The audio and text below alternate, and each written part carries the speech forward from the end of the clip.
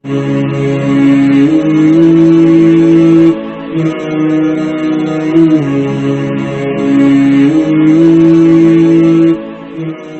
نام کے ایک بھائی سوال پوچھتے ہیں کہ کیا کزن یا سالی کو بائک پر پیچھے بٹھانا جائز ہے؟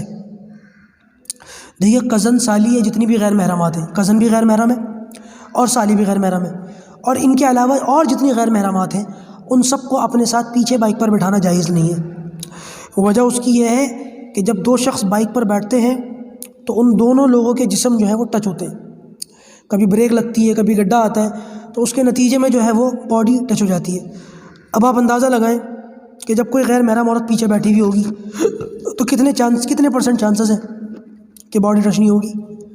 تو لہٰذا اس فتنے والے دور میں اللہ ہم سب کی حفاظت فرمائے، اللہ تعالیٰ ہم سب کے ایمان کی حفاظت فرمائے۔ اگر کوئی شخص کسی غیر محرم کو پیچھے بٹھائے گا اور باڈی وغیرہ اس سے ٹچ ہوگی تو پھر شیطان کو آتے ہوئے دیر نہیں لگتی، دل میں برے خیالات آتے ہوئے وقت نہیں لگتا۔ لہٰذا گاڑی وغیرہ کے معاملات الگ ہیں، لیکن بائک پر پیچھے کسی غیر محرم کو نہ بٹھائے۔ اللہ پاک ان باتوں کو سمجھنے کی توفیق عطا فرمائے۔